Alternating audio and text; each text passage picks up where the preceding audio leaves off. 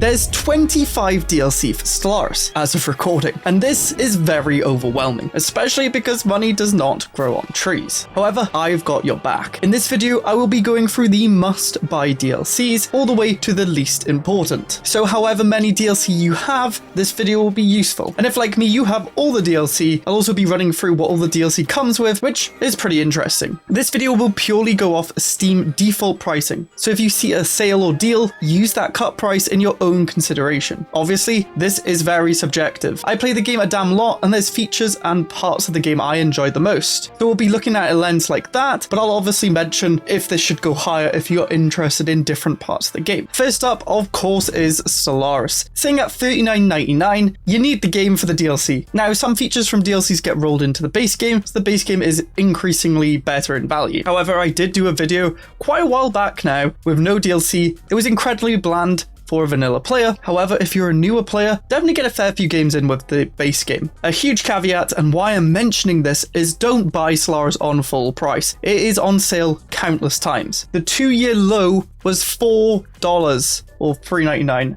at 75% off, so definitely wait till it's on sale. There's also bundles that the base game comes in that are also really good value for the game and DLC, but I'm going to mention those throughout the video. If you are buying Stellaris or any of these DLCs mentioned, make sure to use a creator's link or code. This takes you to the Paradox store, which usually follow the Steam sales. However, you support the creator giving us a cut of the sales, so it's greatly appreciated. My link is in the description and pinned comment, and my code is EP30 Stellaris, case sensitive. Thank you. Now let's get on to the next thing, which can't be bought on the Paradox store and is a Steam only, is the subscription pass. For this, you're going to need the base game. However, the pricing is $10 for a month, $20 for 3 months, or $30 for 6 months. That's a 50% discount over the 6 months and a 33% discount over the 3 months. In my opinion, this is the best way to try the game and all the DLC. You can discover what you actually like in the game, and you can refer back to this video to find where those elements came from. It's also good for people like me who tend to play games in bursts. For example, I'll get addicted to a game and only play that for a month or two, and then I won't touch it for a year. So if you like that, this is the option for you. Remember, with Paradox games, if you have the base game and you play with a friend who's hosting and has all the DLC, you do not need the DLC. You can also find people, like in my Discord, where we have a bot that pings people with the looking for game role to find people to play with and try out the DLC there. Now let's move on to the actual ranking. First up, you know it, it's Utopia, coming in at $19.99, and it comes with a lot. It adds megastructures, habitats, ascension paths, primitive mechanics, further advances slavery, advanced governments, and fanatic purifier, hive minds, and also comes with some other civics and origins. Utopia should be in the base game. This DLC just finishes off the game and adds the different paths to the sci-fi 4X game that this is. I use these additions all the time. It also gives you extra variety for starting off the game and doing different runs, and a lot of mods require this DLC if you want to get more content out of mods. This is a must-buy, 100% go for it. Next up is Galactic Paragons. This is very high and is quite a new DLC, and it comes in at $14.99. The reason this is so high up is because it adds council mechanics, dynamic leaders with leveling. This is the main reason. The base game leveling is now really bad because it just picks random, and honestly the traits and stuff are really fun to play around and maximize your empire and create stories about these leaders becoming insanely strong. Then also have the paragons, which are really nice, and you also get new traditions, an origin, 8 civics, 12 veteran classes, a bunch of leader traits, 2 new tradition trees, ship art and story content. Just a really good DLC, and it's $14.99, not on a sale. The next thing you should do is subscribe. This channel has so much Stellaris content that you can binge that helps you out, shows off some stupid builds, and I also punish myself within the game. Just subscribe. The third DLC I would buy is Apocalypse, coming at $19.99. It adds the Colossus, Titan, Iron Cannons on star bases, the Marauders, and the Great Khan mid-crisis, new Edge picks, civics, and origins. The Marauders keep the galaxy alive with the Great Khan potentially happening, and the Colossus and Titan are very fun endgame ships that you can get. Next on the list is Megacorp, coming at $19.99. It obviously adds the Megacorp government type, which has unique mechanics like the branch offices and civics. You also get eco-monopolises, you also have the Caravaneers, and more mega structures like the matter decompressor, mega art installation, and strategic coordinator center. You also get the galactic slave market and new Ascension perks. This DLC fulfills that capitalistic urge within you,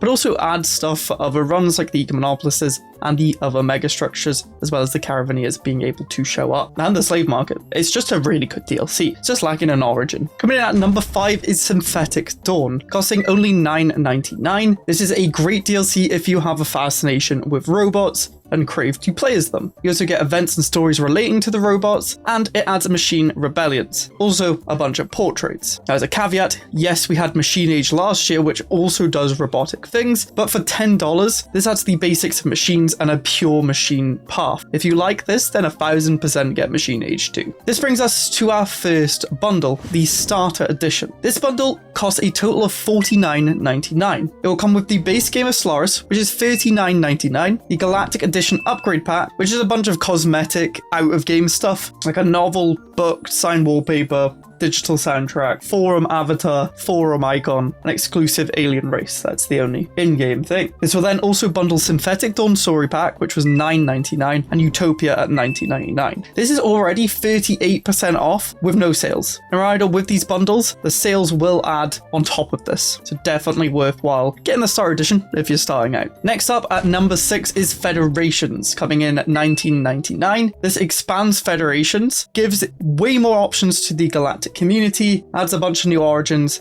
the Juggernaut, and the Mega Shipyard. This DLC is one of the last ones that I feel like round out the experience of Stellaris as a whole, as a key thing in most sci-fi tropes is Federations. At number 7, we have Nemesis, coming in at $19.99. This adds the first Crisis Galactic Nemesis, as well as the Galactic Custodian, so you can become the Senate. It also has Espionage, which is getting better, but it's not amazing. It also comes with a new ship set. This is the first sort of end game winning DLC we have here, with the Crisis giving you a bunch of missions, which is really fun to play through, and a whole bunch of new mechanics within that to play around with. The Galactic Custodian is also really great and pairs on nicely with Federations just before. It's a good DLC. Next up, we have Overlords at $19.99. This is a really good DLC and could honestly get bumped up more if you don't really care for Federations. It comes with a vassalization mechanics like specialized types and negotiation of contracts. It also comes with 3 new enclaves, the Shroud Walkers, Scrappers, and Mercenaries. It doesn't just come with 1 or 2 new origins, it has 5 unique origins, which are pretty great. You also get 2 new killer structures, the Orbital Ring and Hyper Relay, which are also pretty great mid-game content, and you also get the Quantum Catapult as a mega structure, as well as 4 new music tracks. This DLC adds a lot to do in mid-game, so if you're getting bored around then, 100% recommend this, with vassalizing your neighbors and creating massive, strong vassalization blocks, as well as increasing your economy with the Orbital Ring and allowing you to get around your empire quicker with the Hyper Relay. The origins are also really unique and set you on different paths, like starting underground with Subterranean, or looking more at psionics with Teachers of the Shroud. The other origins are also great. Next up, one of the new DLC from this year, Biogenesis, coming in at $24.99. This overhauls the genetic ascension, allowing you to choose from 3 different paths: cloning, purity, and mutation. The thing that puts this above Machine Age is the fact that you can blend them with it being modular ascension. You can have a bit of cloning, a bit of purity, and a bit of mutation, all mutation, a bit of cloning, mutation. It's really good. As well as a completely new mechanic in the game for ships, the biological ships. They have support vessels, they grow up, they are fundamentally different to mechanical ships that we've always had. Really nice. It also comes with a player crisis, the Behemoth Theory, which is a really unique end game goal and story to play through. It also has 3 unique origins, from evil, peaceful, or hive, a good mix there for all types of players. You can also meet the Hive Fallen Empire, which mix up the game with different events throughout the game. You also get 6 new civics, a Deep Space Citadel megastructure. They've also added phenotype traits, which are traits that depend on your species, adding 16 new traits, which is insane. And there's a lot more cosmetics and events they added here. This is a really great DLC, and if you like playing as organics, you have to get this one. As mentioned before, Machine Age, 10th on the list at $24.99. It's not a bad DLC, it's just Biogenesis blew it out the water. You get a new endgame crisis to fight, Satana. You also get a new player crisis, individualistic machines, cybernetic and synthetic portraits, new situations and advanced authority swap, 3 new origins, 2 killer structures in the Dyson Swarm and Arc Furnace, 6 new civics, 2 ship sets, new pop traits, and new music. Satana, very interesting crisis, very different to the 3 in the base game. The player crisis is quite unique compared to the other ones we have. It's not just murder everyone with Cosmogenesis, and it really does expand upon machines and giving, of course, individualist machines. It's a really solid DLC, and the killer structures Dyson Swarm and Arc Finish are insane for huge economies and kind of the reason for the power creep imbalance we have currently. 11th on the list is Shadows of the Shroud, another new DLC, and completes the trifecta of improving the ascension paths, as we've had the biological ascension path, the machines, and now the psionics. This essentially improves psionic ascension, which is also unlocked from Utopia. This comes with 3 new origins, 6 new civics, and an enhanced psionic ascension situation with advanced psionic government forms. It also has a new system for delving into the shroud itself, with deeds, accords, callings, and covenants. It also has psionic auras and seals, and new patrons and entities to encounter in the shroud. They've also expanded the end of cycle, creating another player crisis, but they don't really call it that. It is. There's psionic species traits and port traits, and 2 ship sets. This is a great DLC, but nowhere near as good as the biological and machine ascension paths, but still good. That's why it's ranked 3rd. With these 3 combined, you have huge options. You could put these ahead of one of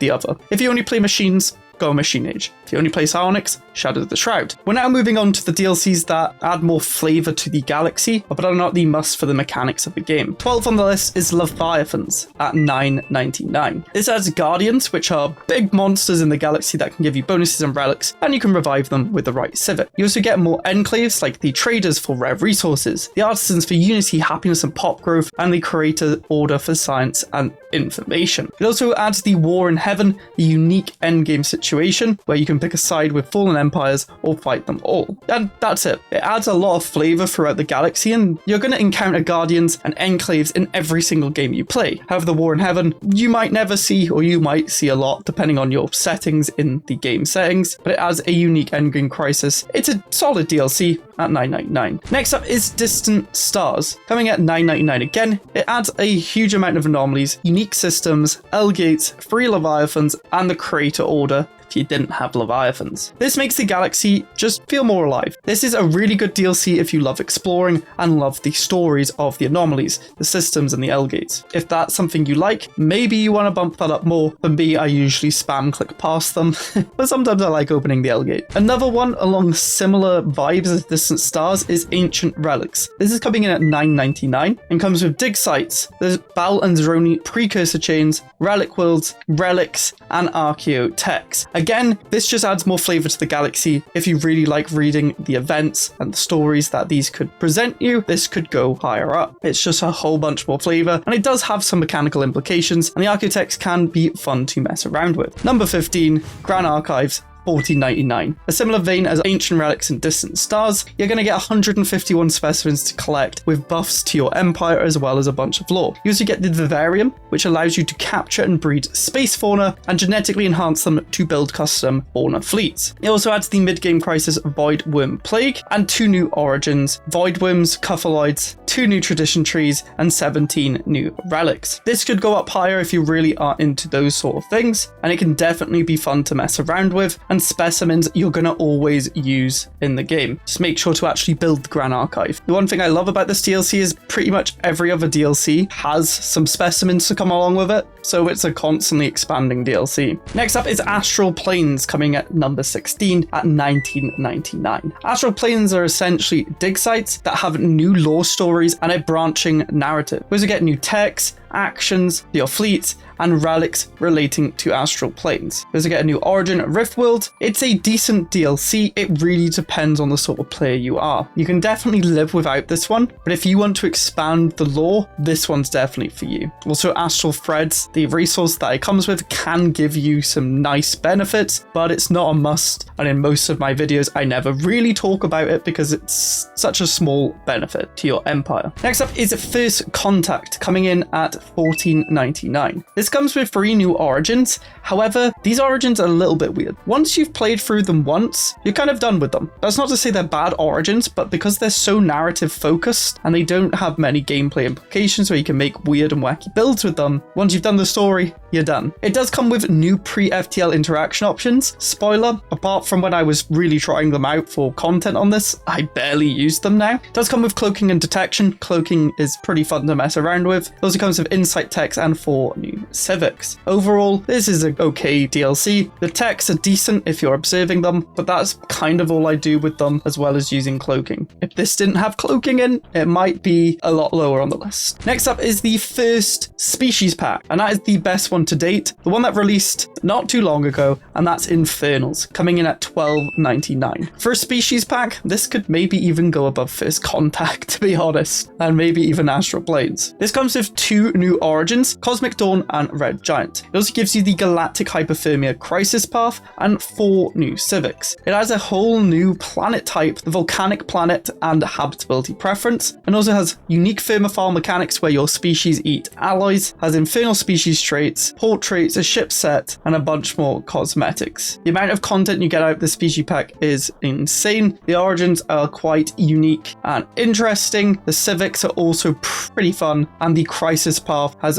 2 different options you can go, so it's not just kill the galaxy, it's kill the galaxy and then repopulate it, and then a peaceful option where you just get a bunch of alloys out of it and a few buffs. Also mixes up the game by using alloys to eat. It's a great species pack. The dethroned best species pack, Toxoids, is coming in at 19, and that's only $9.99. This has 2 new origins, Knights of the Toxic God, which, if you've watched any videos recently, you know how strong that origin is. Outside of mechanics, it's also really in-depth with a unique start, has a bunch of RP, and a lot of different choices you can make there. There's also Overtune, which is also really unique. The traits are fun, and they were a min-max's dream till they nerfed them with pop growth negatives to them as well as leader lifespan. However, it's still pretty fun and interesting to play. Comes with 3 new civics, 4 new traits, a ship set, species portraits, and a bunch more cosmetics. It's a really good species pack. You'll see why I'm saying these about these once we get to the ones lower rated. Aquatics, though, is also good, coming at number 20 at $9.99. Has 2 new origins. You can start with a dragon, and you can start with an insanely tall ocean world, which you can expand. It also comes with the Angler's Civic, which is pretty unique. The Hydrocentric Ascension Perk 2, which buffs up your ocean paradises, but also allows you to flood everyone, and a few aquatic species traits.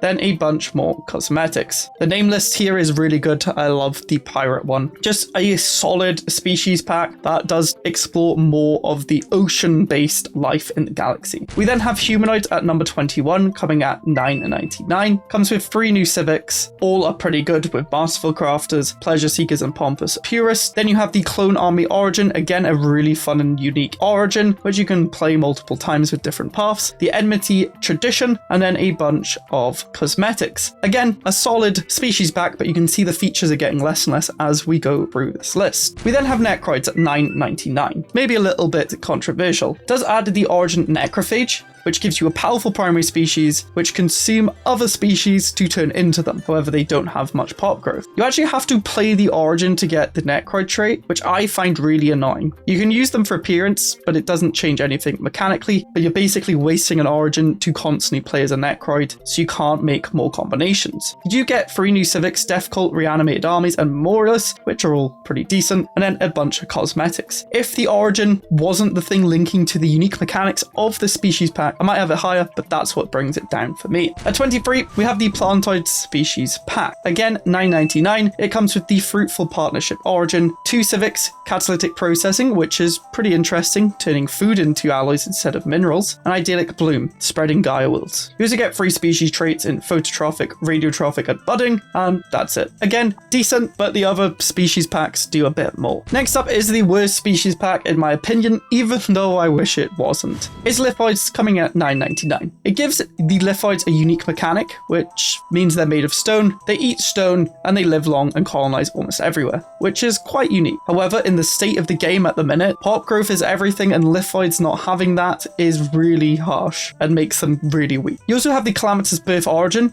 which I can't even remember playing. It's not that great. You also have 2 civics, but really only 1. You get selective kinship, which is a bit meh, and then you have Terravore, which is actually quite unique. However, it requires you having Utopia, which brings it down a bit for me. You then get the rare resource traits on your species, which I don't really like. There's some use cases for them, allowing you to activate edicts early on, but you have to really min-max it and turn it on and off. It's just a bit meh. Then there's a few cosmetics, but it really doesn't add too much compared to the other species pack. However, if you like potentially being rot, this is for you. You might be wondering where Cosmic Storms are. Well, that's right at the bottom, the 25th DLC in my opinion. From last year, it's come down 1 because I missed stuff from Lithoids. I thought Lithoids really added nothing because the Steam page sucks, but thanks to your comments, I managed to correct that. Now Cosmic Storms is bottom. Coming at $12.99, it adds 8 dynamic storm types, a new origin storm chasers, 3 new civics, 2 precursor events, weather forecast map mode, new tech, resolutions and edicts relating to storms. Now if you like storms, sure, they're okay, but they're so RNG, they don't really affect anything. Most people turn them off, and the origin is a bit as well as the civics. It just really doesn't do much, but it's also not awful. It does make the galaxy feel a bit more alive with storms happening, but I wouldn't prioritize this DLC over anything else. And if I did miss anything from these DLCs, do let me know in the comments. Next year I'll try and correct it and make it an even better list and detail of what every DLC includes. We do have some of the bundles to explain, like the Ultimate Bundle. This bundle contains every single DLC and the base game except for the content that released this year, which was Biogenesis, Shadow of the Shroud, and Infernals. This currently saves you 27%, coming in at $274. This bundle doesn't charge you twice, so if you already have base game Stellaris and a few DLC, it will completely remove those prices from the bundle. It also works with sales, so currently, right now, every single DLC except for the newest free and the base game is 50% off, coming in at $137.60. And the 2-year low was $108, which is insane for all of this content that's been coming out over the last 9 years. If you just want everything, 100% get the bundle. You also have the Season 9 expansion pass Last Chance.